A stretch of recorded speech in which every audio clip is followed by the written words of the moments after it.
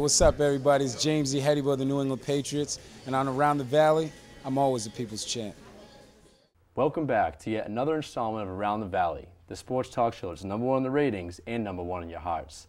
On our jam-packed show today, we have a special segment with New England Patriot and local boy done good, James Ihedigbo, who talks about growing up playing football in the Pioneer Valley and helps us dissect the NFL draft. I'm your host, Ted Barry, and as always in Around the Valley, today we're debating local and national sports topics with our world-renowned panelists. At the end of the show, I will randomly bestow upon one of them the legendary title of the People's Champion, and they will be awarded 30 seconds of rant time on a subject of their choice. Competing for the belt today, we have two UMass seniors. In the red corner, we have a returning guest and a captain of the powerhouse basketball squad, the Mark McDonough, Alex the Skullman Schofield. Thanks for coming back today, Alex. Thanks for having me, Ted. Challenging him today is a newcomer to the show. Out of the blue corner, we have the only man who knows as much about mutual funds as he does about sports, the lean, the mean, Zack Bedine. Thanks for being here, Glad Zack. to be here, Ted. Great opportunity. All right. Let's jump right into today. As we know, last week we saw one of the biggest events of any sports off seasons conclude, the NFL draft. It was a relatively uneventful draft as no surprises really popped up in the first couple rounds. It was a very even distribution between offensive and defensive players being chosen. One of the interesting things was that teams seemed to stray away from the so-called skill positions that they've been so wont to draft in the past couple of years. In the first two rounds alone, 5 quarterbacks and 5 running backs were selected, but 12 offensive linemen and 16 defensive linemen were also selected. Zack, can you kind of give me a take on the overall draft, how it ended up, the winners and losers, if you will? Overall, I think the draft went pretty well for the Patriots specifically. Overall, in the first round, I liked the fact that there weren't too many skill positions. Only 1 running back went. A lot of quarterbacks, which is great. A lot of young talent that are going to be some solid players. Specifically, the Patriots, I love the picks of Hightower and Jones. They're both going to be solid defensive players, excuse me, and they're just, I'm ready for them to step in right away. All right. Yeah, the Patriots did a great job with Jones and Hightower. Jones is being compared by some scouts to like the next coming of JPP. He's 6'5", 265 pounds, really athletic.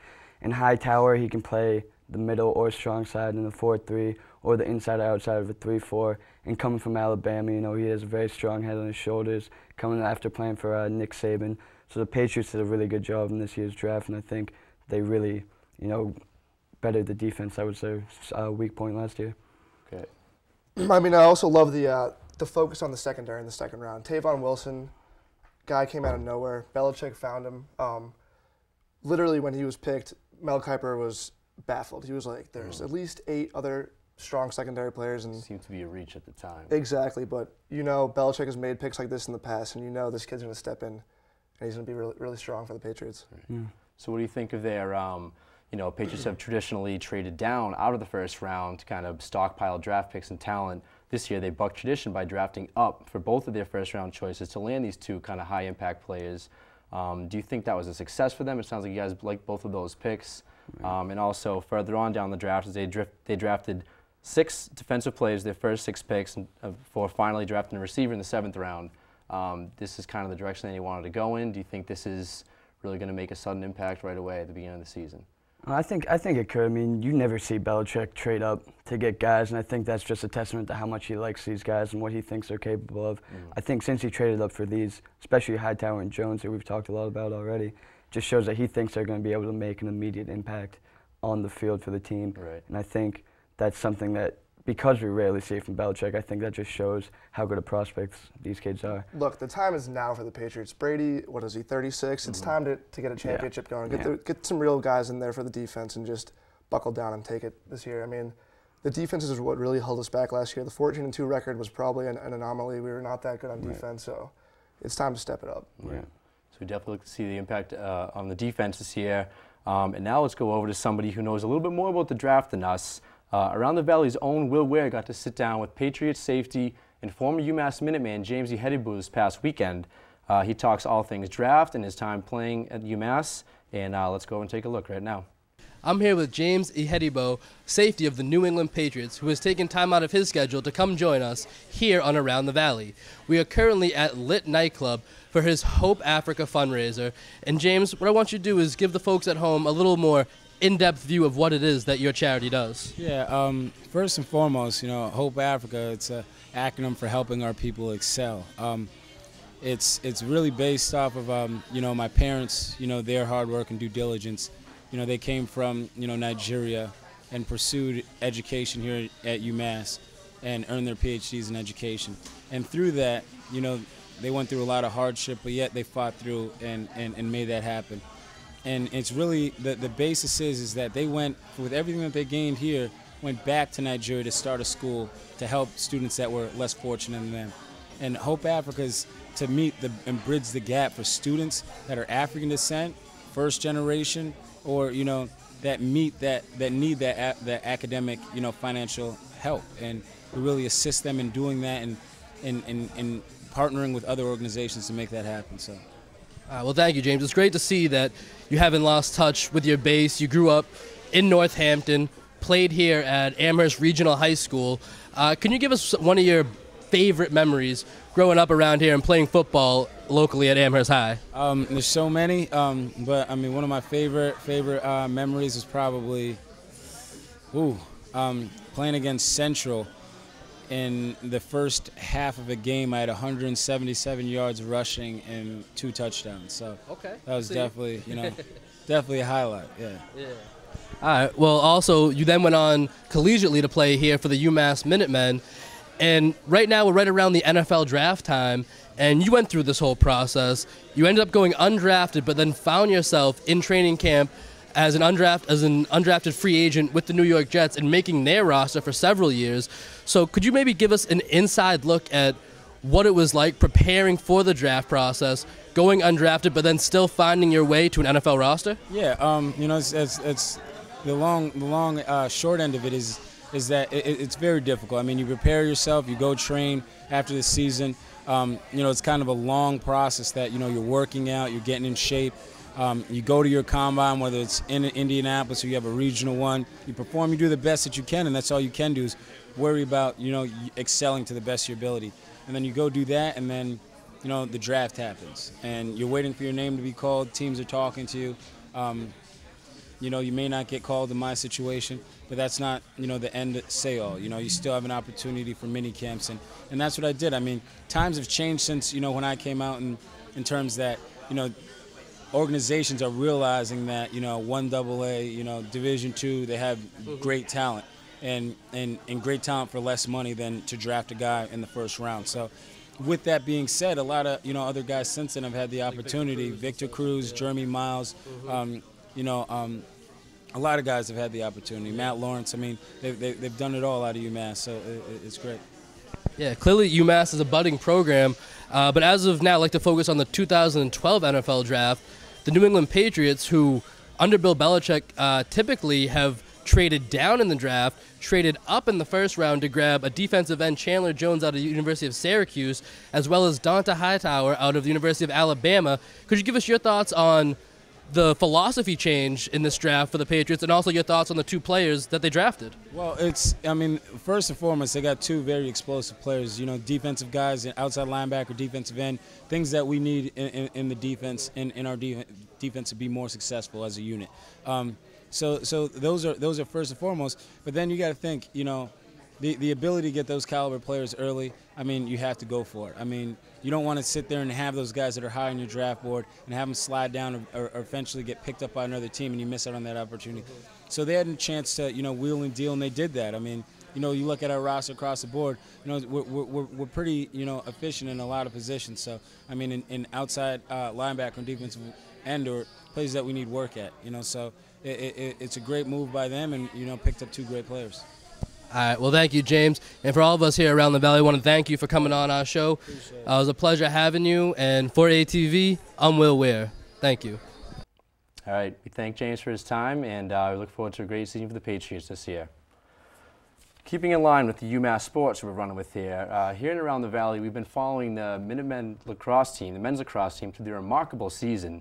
They just wrapped up last week their 2nd undefeated season in school history, first one since 1969. They're ranked #1 nationally, and they host Towson in the semifinals of the Colonial Athletic Association this Wednesday here at Garber Field. They're led by National Player of the Year candidates Will Manny and Anthony Biscardi, and everything just seems to be going right for the team this season.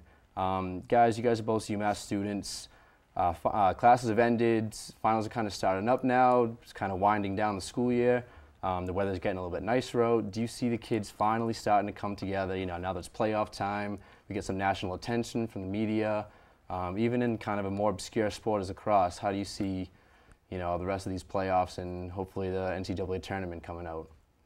I think it's a pretty exciting time. I mean, this is a great thing to happen at the end of the year, senior year especially. One last really big event for the seniors to get excited about and go out there and root for UMass team. It is pretty cool. I think kids will start eventually going to these games. I mean, it's the first #1 team we've had since Cambia and Calipari were around here. And even though lacrosse isn't a mainstream type sport, it's so nice out getting to watch, you know, your own school play, especially when they're actually relevant in a sport. You know, I think students will start coming out to the games and going to support the team. Right. It's always good to see the Maroon out there, you know, out in the national spotlight. Right. There's a good chance that they will get to there first. It's almost definite. If they win the next 2 games in the playoffs, they'll have an automatic bid for the NCAA tournament, which is Memorial Day weekend at Gillette Stadium. It'll be the first time they've gone there since 2009. You know, if you guys had the chance, you personally, do you think you would make the trip to Gillette to kind of show the team some support, especially now, you know, #1 in the country, things like that? How do you think that would play out for the students? And you guys? I think the students will make a move to do that. I mean, everyone will be home at that point. The school year will be over, but I mean, it's exciting. Having a #1 team is a special thing for any sport. It doesn't matter. I mean, right. Swimming, golf, whatever it's going to be. It's an exciting thing. So yeah. I think they'll make the move. I know. I personally would go. I mean, I've seen a couple games before this year. They're actually pretty fun to watch. You know, they're fast-paced and things like that. And every time I hear about college lacrosse, I hear about Duke, Virginia, Johns Hopkins, teams like that. Right. So it'd be cool to see if, you know, for once a different team, and especially a team that we all can support, our own team, can kind of dethrone one of those more renowned schools. Absolutely, yeah, definitely. Yeah, and getting even less attention than that, the men's team actually is the women's team, who've kind of been flying under the radar as well. They just wrapped up their 4th straight A10 title this past week. Oh, wow. They're heading in to play Canisius for a chance to play in their own tournament as well. You know, they're playing Sunday. They have their selection day Sunday as well. How do you think this will fare in terms of the men's sport? Women's sports have traditionally been, you know, less popular than men's, but, you know, deservedly so, or should they get the same attention? Look, personally, I mean, I'm excited for Sunday night to get my bracket filled out and just get it going. Right. The house pool's going. I'm ready for the UMass women just to go out there and dominate that tournament. Yeah, I mean, I wish they could hit each other more in women's lacrosse, but they can't. I mean, I'd like to see against them. Yeah, so. I'd like to see some like midi go out and wreck someone in the middle or something. Right. But yeah, I'll be. But regardless, yeah, it's exciting just to see the men and women both kind of competing against each other, just to see who's going to go far this year and get it done. All right. Well, we'll stay tuned to that. Both selection shows are this Sunday. The men's is at 9 p.m. We'll broadcast on ESPNU.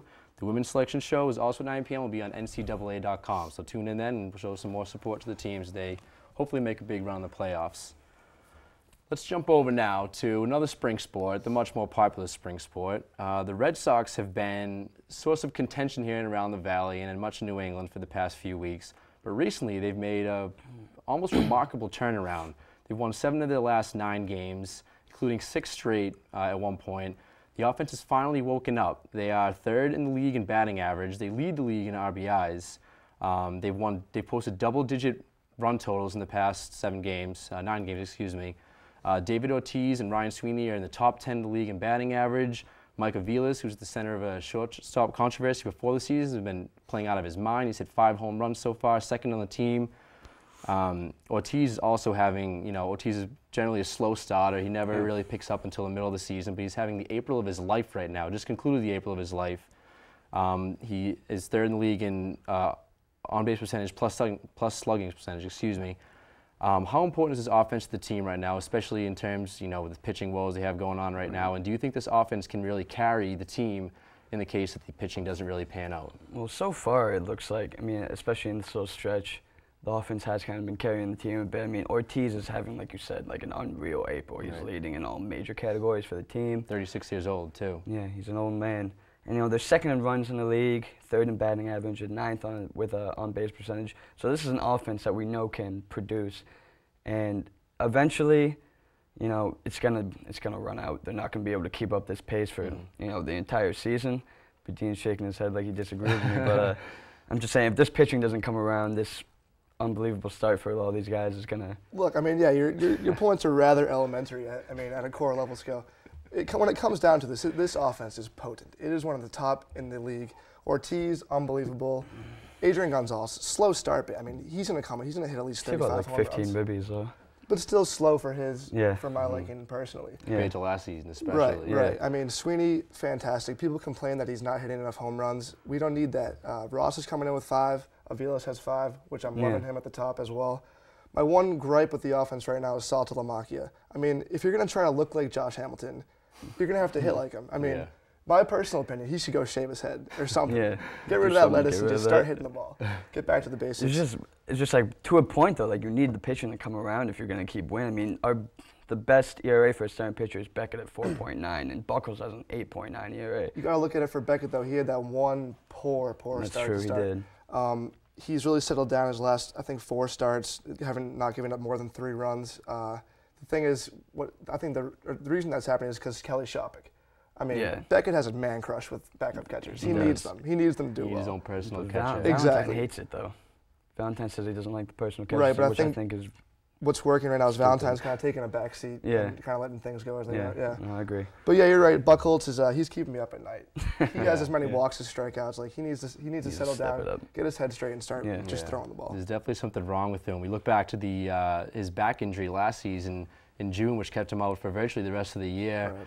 As you said, he has an 8.9 ERA, worst in the league. He's a big reason that the Sox, as a staff, have the second worst ERA in the league. Do you see him kind of progressing as the season goes on? We also have, don't forget about Daisuke Matsuzaka rehabbing in AA as we speak. That's right. You know, he could be a boost when he comes back up finally. How do you see the pitching staff and Buchholz in particular panning out? I guess we haven't really mentioned Bard yet. I think what's going to happen is Buchholz is going to figure it out. He needs some time to settle down. Maybe he had a tough spring. I'm not sure what his off-season workouts were like, if his back still is hurting him. But I think he'll settle down, and I think, as much as I hate to say it, we're going to have to throw Daisuke back in that rotation and get Bard in the bullpen, because that's where we need him. Yeah, I agree with that. I think we definitely need Bard back in that bullpen. It's such a thin bullpen as it is.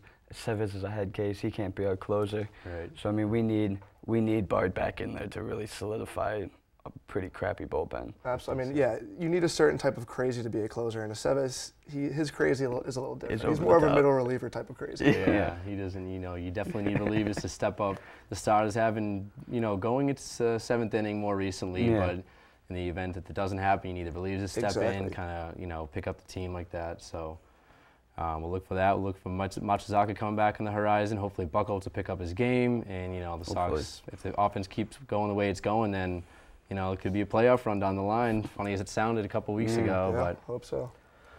All right, let's jump over now to the hardwood, where the NBA playoffs are underway, and they've been pretty crazy so far. The story so far has been the just absurd amount of injuries they've had to star players. In Game 1 of their respective series, both Bulls superstar, reigning MVP Derrick Rose, and Knicks guard Iman Shumpert, one of their top defenders this year, both suffered ACL tears, which will keep them out for the rest of the series, rest of the playoffs, excuse me. Also, following their Game 2 loss to the Heat, the Knicks suffered another blow when Amari Stoudemire inexplicably punched glass covering a fire extinguisher and ripped open his hand. He'll miss at least one game, most likely the rest of this series, which could be over. They're down by 2 now, they're down 0-2. One thing that has come up in the media is that, this condensed season, they think these young guys didn't get the off-season training they needed before the season started. They had a lot of games close together. Yeah. What do you think? What effect do you think this has on injuries, and how have the injuries affected the playoffs just as a whole? I think the injuries, it could be due to the condensed season. I mean, they didn't have the adequate amount of time to really, strengthen their bodies and get in the shape that they need to be. But the fact that it's affecting the playoffs so much is really, bumming me out, because D Rose going down, that just gives them, barely any chance to beat the Heat. And that, I love the Bulls. I love the way they play.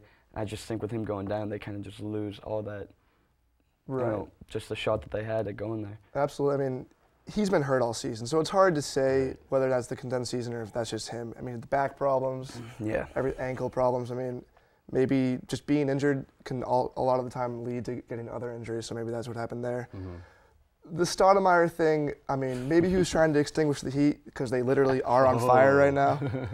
But that was a bumphead move. But at the same time, they're not going to beat the Heat, so it doesn't really matter. But yeah.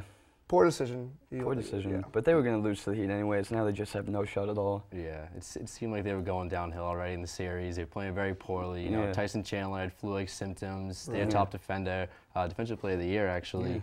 But with Stoudemire out, just another blow to them. It does look like they can recover anytime soon. It's too bad. Talking now with the Celtics specifically, we saw in Game 1, it was a pretty lousy game for the Celtics, to put it lightly. Terrible. They didn't play very well. They did make a spirited run, attempted a comeback in the final quarter, but with 41 seconds left in the game, Rajon Rondo, arguing call with the ref, went up and actually bumped the ref with his chest. Was thrown out of the game immediately. It was a close game at that point. The Celtics ended up losing, and he was automatically suspended for Game 2. Luckily, the Celtics pulled out a win. You know, the team kind of rallied around Rondo, as it has done in the regular season when he didn't play. Pierce put on a game for the ages, 36 points and 14 rebounds. We saw big-time plays from the bench. Can you guys kind of talk about how the Celtics picked up Rondo and kind of will they have the momentum heading back to Boston? I think that what happened was Rondo just lit a fire under the Celtics. I thought that was one of the best things he has ever done. I mean, getting suspended, probably not the best because we could use him to play, but when Paul Pierce came out right off the opening tip, spin move, layup, just to get it started, he was pumped up. And that was a clear indication that was from Rondo's arguing with the ref and picking the team up. Yeah, he really did just kind of, you know, he gave him a little bit of extra motivation, you know. He gets the bump, he shows his passion, he shows his fire, and that kind of got everyone else kind of moving at a different level. It's unfortunate that it had to happen when it did because they had just made a run in the game and they had a chance, you know, to maybe tie it up with under a minute, only down by 4. Down 4, yeah. But I mean, that was a horrible call anyways, so that really yeah, the refs haven't been the best, but that's the type of move you have to make just to send a message to your team that we need to buckle down. We can't let the refs affect us, and we just have to play. Avery Bradley stepping up last night, being huge. Yeah. And we looked really good last night. Yeah. So team definitely rallied around Rondo. You know, there've been questions about his maturity before, but you know, this could, like you say, possibly be a good move. They kind of have momentum now heading back to Boston. They have home court advantage now. The series tied up at 1. They return to Boston Friday night, and they'll hope to keep it going. And, you know, we'll get Rondo back for Game 3, and Ray Allen could be back, too. We didn't even mention him that he was out. You know, 2 of the Boston's big 4 was out that game, and it ended up being, you know, a pretty good game. So if they get Ray Allen back in the future, too, like, who knows what could happen.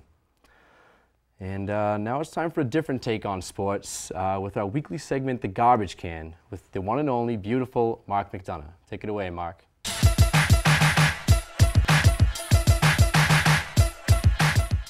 Hi and welcome everyone to another segment of The Garbage Can with your host, beautiful Mark McDonough. Beautiful Mark McDonough is admittedly a little less beautiful this week as I now have an even worse haircut. Therefore, the first entrant into The Garbage Can is that maniac barber that cut my hair. Maybe don't use a machete next time, huh? But I digress. We're not here to talk about hair. We're here to talk about sports, and more specifically, the lunatics that make their living playing them. The second entrant into this week's Garbage Can is Amar'e Stoudemire. Amar'e essentially ended his season by punching the glass case holding a fire extinguisher and sliced his hand after his Monday night loss to the Miami Heat. I get it, Amar'e. Fire extinguishers are always talking a lot of trash. They think they're better than everyone. Oh, look at me, I saved lives when people are about to be burned alive. Shut up. Oh wait, what's that? Fire extinguishers can talk. They're inanimate objects. Yeah, smooth move, Amar'e. You showed that stationary object to his boss, and now your team's going to take an even worse beating than they already were. Amar'e Stoudemire for that, and for having a really hard-to-spell name, you're in the garbage can. Our third and final garbage can entry does not bring me great pleasure. I hate to do it, but I have to. Rajon Rondo, you're in the garbage can. On Sunday night, Rondo bumped into a referee and got ejected from a then-close game with under a minute left. He was then suspended 1 game for the same infraction. The melting blob that is David Stern had to suspend him because you just can't hit referees. I don't understand what Rondo was trying to do. Knock the ref down so he could run and get the steel chair, brother, and take out Josh Smith with it? 2 wrestling references in 2 weeks, I'm on fire. When Rondo was reached for comment, he said, "That's dinosaur for it was an accident." but it was about as much as an accident as when girls accidentally ignore my phone calls. Thankfully, the Celtics won Game 2 without him, but for being a dinosaur and for putting your team at a disadvantage, Rajon Rondo, you're in the garbage can. All right, thanks, everybody. Back to you, Ted. All right, thank you, Mark. As always, it's very interesting to hear what you have to say and how you let us into your world of sports.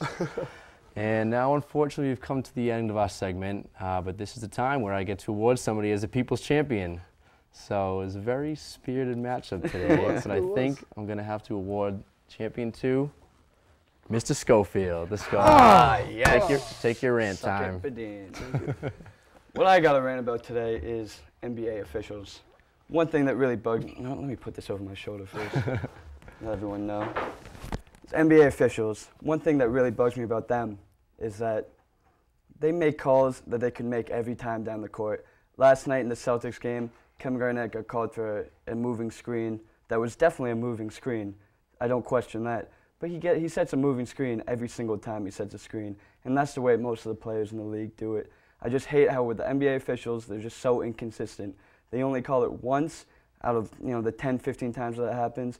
And it even bugs me even more when it happens in a lane violation. So NBA officials, you got to step up your game, all right, bud? All right, fierce words from Mr. Schofield over here. Better keep an eye out on those officials the rest of these playoffs. And now it's time for the end of our show. We'll see you guys next week. Thanks for joining us. I'm Ted Barry, your host. You stay classy, Pioneer Valley.